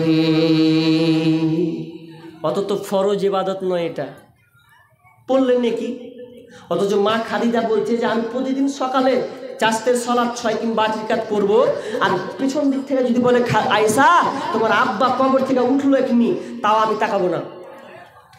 তার মানে বিশ্বাসটা, তার আমলটা কত স্ট্রং করে রেখেছেন যে আমি এটা পালন করবই করব। তো আমাদের ওই রকম ইমানি চেতনা নিয়ে আসতে হবে যে মসজিদ হয়েছে, তাহলে মসজিদ দিলেও মসজিদকে যদি আপনি আবাদ করেন, তাহলে বিশ্বনবী বলছেন যে কেউ যদি মসজিদ আবাদ করে, মসজিদে কিছু অর্থ দেয়, মসজিদ তৈরি করে দেয়, মাম্বানা লিল্লাহি মসজিদান বানাল্লাহু লাহু বাইতান ফিল জান্নাহ, তাহলে তার জন্য একটি জান্নাতে ঘর নির্মাণ করা হবে মসজিদে। এবার আপনি কেমন দিবেন ওটা আপনার উপরে নির্ভর। আপনাকে যে সবই দিতে হবে এমন কথা নয়। একটা কথা শুনেন মা বোন, আপনারাও শুনেন। অনেক লোক বলছে যারা পয়সাওয়ালা তারা দান করবে, আমরা কি করবো? হারা গরিব মানুষ খেটে খাচ্ছি, কোনটা পাবো? এরকম একটা প্রশ্ন আসবে কি আসবে না? আসবে, যে আমরা খেটে মানুষ কোথায় পাবো? যারা পয়সাওয়ালা তারা দিবে। প্রশ্নটা খুব ভালো, কিন্তু এর উত্তর আছে হাদিসের আলোকে। তাবুকের যখন যুদ্ধ হলো, তো যুদ্ধ যখন তাবুক না ওহুদের যুদ্ধ যখন হলো, তো হওয়ার সময় আল্লাহ রাসূল সবাইকে বলছে তোমরা মাল নিয়ে এসো, যুদ্ধ করতে হবে। তো কোনো মাল নাই, টাকা পয়সা কিছু নাই। তো উসমানও মাল দান নিয়ে চলে আসলেন, উমারও দান নিয়ে চলে আসলো, একদম 50-50, বাড়তে 50, দান করলো 50। আর আবু বকর সামান্য একটা চাঙ্গারি, একটা টুকরিতে কিছু মাল নিয়ে এসেছে। তো মাল যখন নিয়ে এলো তো উমারকে বলছে, উমার কট্টি নিয়ে এসছো আর কট্টি রেখেছ? তো উমার বলছে, আল্লাহ রাসূল 50% বাড়তে রেখে এসেছি আর 50% নিয়েছি। আর উমার আবার মনে মনে করছে যে আবু বকরকে হারাবুই কেন, আমি মাল অর্ধেক নিয়েছি, 50%, 100% 50% দিয়ে দিলাম আজকে। এবার আবু বকর বলছে, আবু বকর তুমি কি নিয়েছো, কি রেখেছো বাড়তে আর কি নিয়েছো? প্রশ্নটা দেখেন, কি বাড়তে রেখেছো আর কি নিয়েছো? আবু বকর বলছেন, ইয়া রাসূলুল্লাহ, আমি বাড়িতে আল্লাহ এবং রসুল ছাড়া, আল্লাহ এবং রসুলকে দিয়ে বাড়িতে যা ছিল আমি সব এনে এখানে হাজির করে দিলাম। তার মানে আমার বাড়িতে আর কিছু নাই। আমি একটা গরিব সাহাবী, আল্লাহ এবং রসুলকে রাখা, আল্লাহ এবং রসুলকে বাদ দিয়ে বাড়িতে যা ছিল সব আপনাকে জমা দিলাম। বিশ্বনবী বলছেন, আবু বকর রে, তুমি হলো 1 নম্বর দাতা, তুমি আজকের দিনে তুমি বিজয়ী। অথচ সবাইকে 100 উটকে 200 উট 300 উট দিলে জি। উমার বলছে, আমি অর্ধেক নিয়ে চলে এলু বাড়িতে। আর এরপরে আবু বকর কি নিয়েছে? সামান্য ছোটোতে কিছু আঁটবে, 1-1.5 কিলো ধরেলেন, ওইটি কি পুঁজি, আর ওইটি কি আল্লাহ রসুলকে দিয়ে দিলে তো ফার্স্ট হলো কে? আবু বকর।